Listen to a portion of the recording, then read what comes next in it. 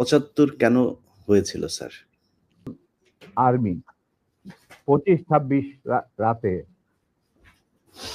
মানে বাঙালিদের উপর, নিরীহ বাঙালিদের উপর শেখ সন্ত্রাসবাদ, অ্যাট্রোসিটি বলো, জেনোসাইড বলো, চালালো, এবং যাতে লক্ষ লক্ষ হাজার হাজার শিশু, নারী, পুরুষ প্রাণ হারালো, ছাত্র জনতা কোনো কারণ ছাড়া। তারপর তখন সেই অবস্থায় আমাদের দেশের তথাকথিত বড় বড় জাতীয় নেতারা বিভিন্ন দলের, তাদেরকে কিন্তু কাউকে খুঁজে পাওয়া গেল না। তারা তখন তাদের নিজেদের জীবন বাঁচিয়ে যার যার মতো জায়গায় চলে গেলেন। মুজিব স্বয়ং পাকিস্তান আর্মির কাছে ধরা দিলেন এবং তাদের সাথে একটা বন্দোবস্ত করে তার পরিবারের ভরণ পোষণের দায়িত্ব আর্মির হাতে তুলে দিয়ে তিনি পাকিস্তানে পাড়ি জমালেন ডাক্তার কামাল হোসেনকে সঙ্গে, যিনি ছিল major via media between Mujib and the army junta. তখন সেই দিশাহারা মানুষ বুঝতে পারছিল না বাংলাদেশে তারা কি করবে, তারা কোথায় যাবে, কিভাবে নিজের প্রাণ বাঁচাবে। সেই সময় চিটাগাঙ্গে থেকে ভেসে আসলো মেজর জিয়ার স্বাধীনতার ডাক। সেই ডাকে লোক, দেশের লোক একটা আলোর রশ্মি দেখলো যে হ্যাঁ, আমাদেরকে যুদ্ধের, আমাদেরকে এইভাবে মরণের হাত থেকে বাঁচার জন্য আমাদেরকে যুদ্ধ করতে হবে। Simple is that. আর সমস্ত দেশে সর্বপরিসরে লোক বিদ্রোহ, সেই মুক্তিযুদ্ধ সংগ্রামে ডাকে সাড়া দিয়ে মুক্তিযুদ্ধ গড়ে তুলবে। কোনো বিবেকবান বাঙালি তখন যারা পাকিস্তানে চাকরি করতেন তাদের পক্ষে নিশ্চুপ বসে থাকা সম্ভব ছিল না। চাই কি হয়েছিল ৭৫-এর ১৫ই আগস্ট? 15ই আগস্ট কিন্তু কোনো বিচ্ছিন্ন ঘটনা না। এটা সূত্রপাত হয় মুক্তিযুদ্ধ চলাকালীন অবস্থায়। আমরা বুঝতে পেরেছিলাম যে বাংলাদেশের মুক্তিযুদ্ধটা অ্যাকচুয়ালি কাদের ইন্টারেস্টে হচ্ছে। এটাকে আমাদের ইন্টারেস্টে হচ্ছে যে আমরা আমাদের দেশ যুদ্ধ করে স্বাধীন করব, নাকি এটার পেছনে অন্য কোনো উদ্দেশ্য কাজ করছে। যখন 7 দফাতে চুক্তি 16ই ডিসেম্বরে যে সারেন্ডার সেরেমনি হলো রেস করতে, সেখানে পরিষ্কার বাংলাদেশের জনগণ দেখতে পেল যে পাকিস্তান আর্মি সারেন্ডার করছে ভারতীয় সেনাবাহিনীর কাছে, এবং সেখানে সাইন করছেন আরোরা ভারতীয় বাহিনীর পক্ষে, আর ওদিকে নিয়াজি পাকিস্তান আর্মির পক্ষে। সেখানে মুক্তিযোদ্ধারা কোথায়? এই ঘটনায় কি প্রমাণিত হলো? ইন্ডিয়া প্রমাণ করলো সারা বিশ্বে যে বাংলাদেশের জনগণ নিজেরা যুদ্ধ করে দেশ স্বাধীন করেনি। বাংলাদেশ নামক একটি রাষ্ট্র প্রিমেচুরলি জন্ম দেওয়া হয়েছে as an outcome of Indo Pakistan war, যেখানে ইন্ডিয়া জিতেছে। কবি কাজী নজরুল উপস্থিত থাকা সত্ত্বেও আমরা সেই ভারতীয় নাগরিকের একটা গানকে আমাদের জাতির উপরে চাপিয়ে দেওয়া হলো জাতীয় সঙ্গীত। নজরুল ইসলামকে আমরা জাতীয় কবি আখ্যা দিয়ে থাকি, তাহলে নজরুল ইসলামের গান কেন হলো না? বা অন্য কারো গান হতে পারতো জাতীয় সঙ্গীত। ভালো ভালো কবি সাহিত্যিক ছিলেন আমাদের দেশে, কিন্তু মুজিব বিরোধী কোনো মানুষকে বাঁচিয়ে রাখা হবে না। তার জন্য যত লোক মারা দরকার মারা হবে, যত লোককে লেনে নেওয়া হবে, মেয়েদের ইজ্জত লুণ্ঠন করা হবে, কোনো সমস্যা নাই। এইভাবে প্রতিপক্ষের উপর ঝাঁপিয়ে পড়ায় 40,000-এরও বেশি লোক মারা গেছে, সেটা সবাই জানে, প্রত্যেক আসছে।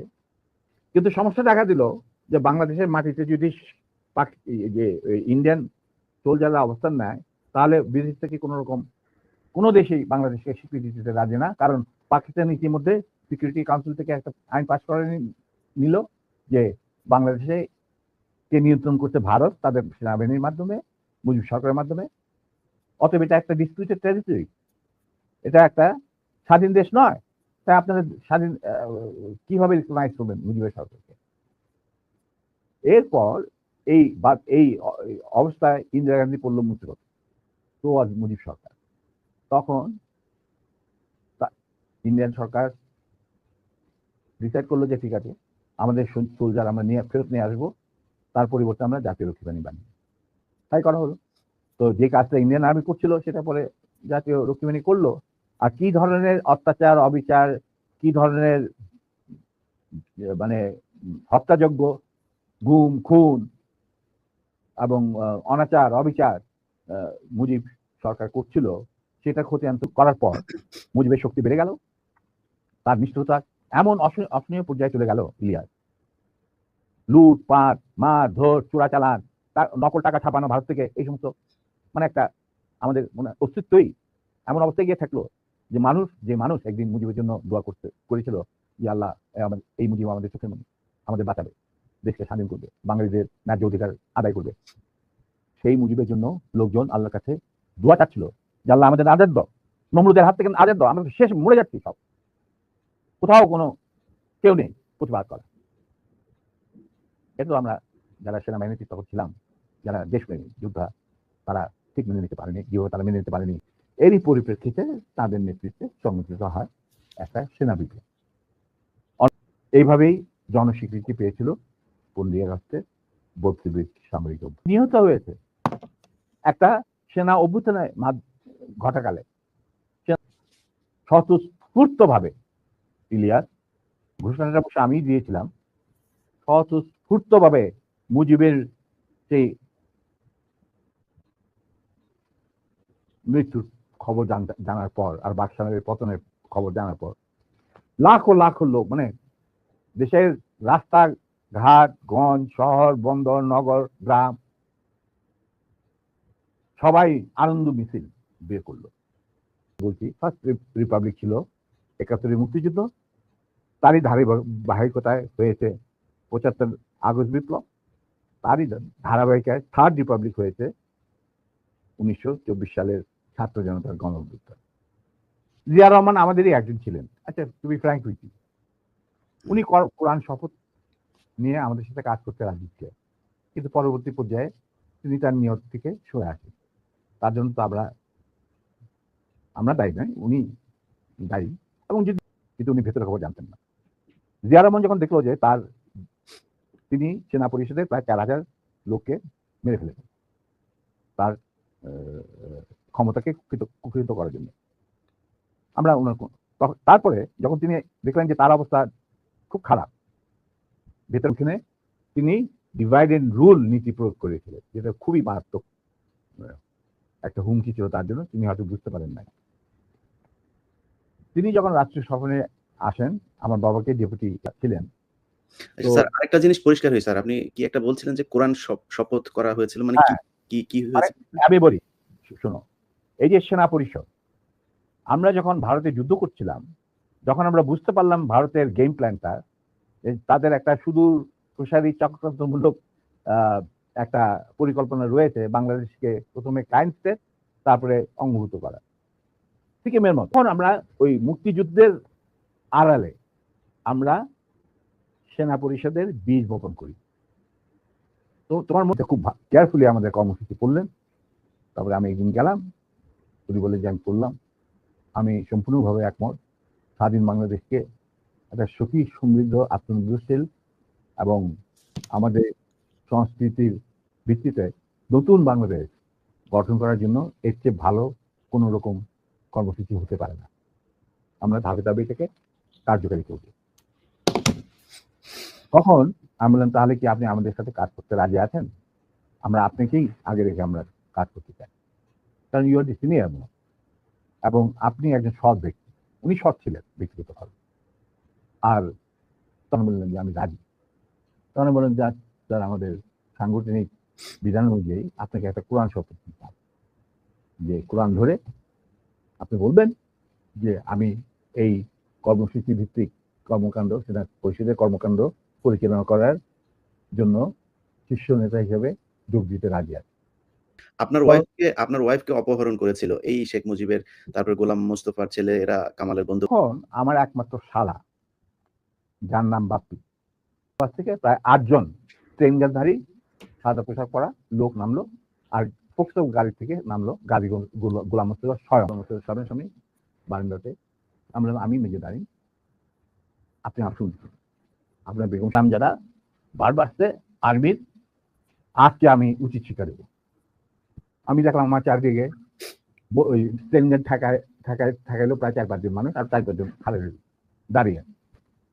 আমরা আমাকে ঠেলতে নিয়ে যাচ্ছে ম্যাকে। আপনি ব্যাপার কি গাড়ি, এটা একটা বিয়ে বাড়ি। একটা বললো যে আপনি তাকে একা নিয়ে যেতে পারবেন না, আপনি আমাকে সঙ্গে নিয়ে আসবেন। ঠিক আছে চল বলে ওরেও ধাক্কা দিয়ে উঠায় দিল মাইক্রোবাসে।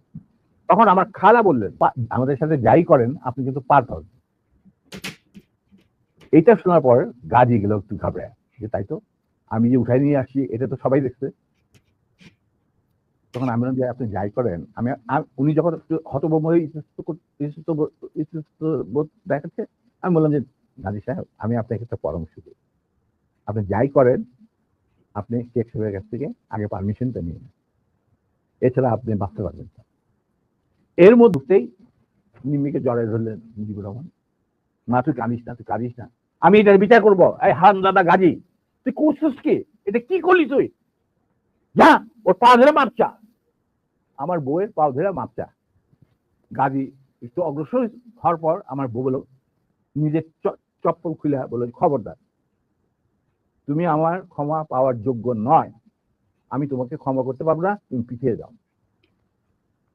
মুজিব আর বাকিরা তো সব চুপ করে বসে, আমি চুপ করে দাঁড়িয়ে।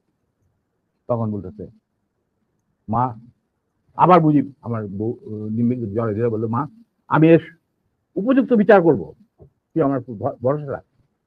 তখন আমার বউ বলছিল, নিমি বলছিল যে চাচা, যাদের রক্তের উপরে আপনি আজ দেশের প্রধানমন্ত্রী, তাদেরই আজকে রক্ত ঝরাইতে হয় স্বাধীন দেশে, বিচারের মান লাগবে, আল্লাহ তার বিচার করবে, আমি আপনার কাছে কোনো বিচার চাই না। তখন আবার হঠাৎ শেখ মুজিবুর রহমান সাহেব ডাকলেন চিফ অফ স্টাফ শরীফ। ডাকার পরে কি কথা ছিল জানি না, উনি ফেরত এসে বললেন যে Dalim, you can go back to Comilla now, you to তোমার তোমার একটা তোমার এই তোমার নিমে দোষ করলো গাজী, কোর্ট ইনকোয়ারি হচ্ছে আমার।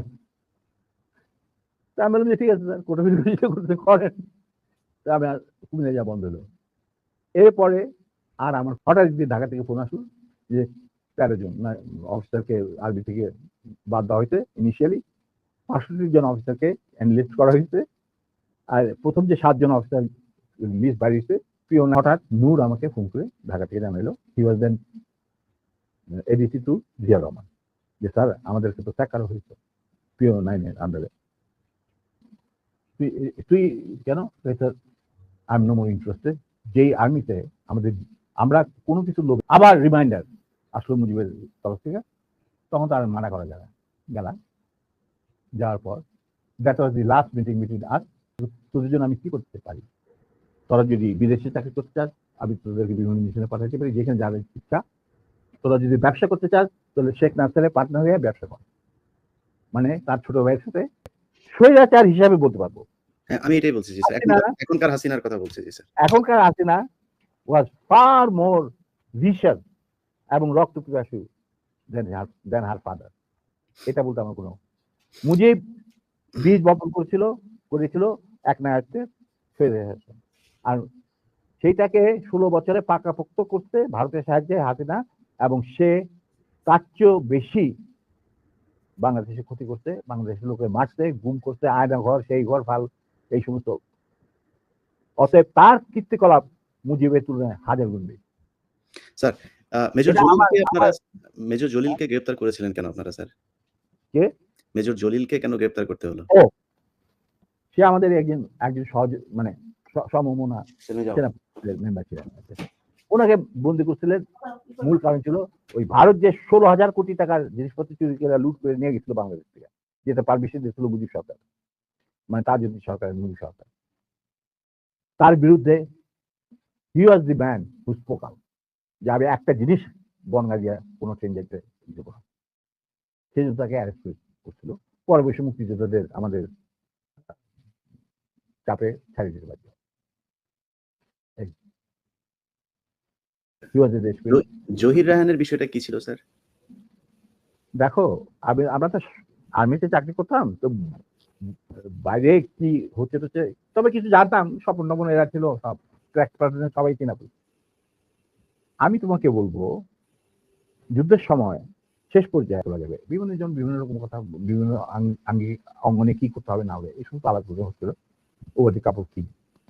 আর দীপি ধর ঘুরে ঘুরে প্রত্যেক গ্রুপের কাছে গিয়ে শুনছিলেন যে কি কথাবার্তা হচ্ছে। একসময় আমরা যখন gentlemen, listen to me, you don't have to bother about all this thing. You will just go back to independent Bangladesh and rest of the thing will be taken care of by us. এই কথার সাথে যদি তুমি একটু relate করার চেষ্টা করো, তাহলে জহির রহমান যেহেতু উনি একটা মুভি বানাচ্ছিলেন অপকীর্তি, মানে সকল মুক্তিযুদ্ধের উপরে, মানে আওয়ামী লীগের অপকীর্তি এবং কিভাবে ভারতকে দেশ বেঁচে দেওয়ার খেলা চলছে, এই ব্যাপারে উনি একটা ভিডিও বানাচ্ছিলেন। অতএব তাকে ডাইকে নিয়ে গিয়া মারা। Ask this question: what do you think is the losses of life in this so-called freedom during this freedom struggle? Mujib বলল 3 মিলিয়ন। 3 লক্ষ করে বানায় ফেলাইলো 3 মিলিয়ন। ওইখান থেকে যে রেকর্ড বাজার শুরু হইলো 3 মিলিয়ন, ওই 3 মিলিয়ন চলতেই আছে। তখন আফটার দ্য ইন্টারভিউ সিরাজ ভাই বুদ্ধিজীবী হত্যাকাণ্ডটা, ওই তুমি যদি দীপিধরের কথা, কারা করেছে স্যার? দীপিধরের কথাটা যদি তুমি শুনে থাকো ভালোভাবে, আর শ্রোতারা যদি শুনে থাকে, সেটা তো পরিষ্কার ইঙ্গিত থাকে যে তারাই সবকিছু করে দেবে, আমাদের কাজ দরকার নেই। তো এটা কাজ, এদেরকে মারার পর একটা মেধাশূন্য বাংলাদেশকে তারা করবে ইন্ডিয়ান স্টাইল, মানে ইচ্ছা মতো। এই ব্যাপার। আর সিরাজ রকেট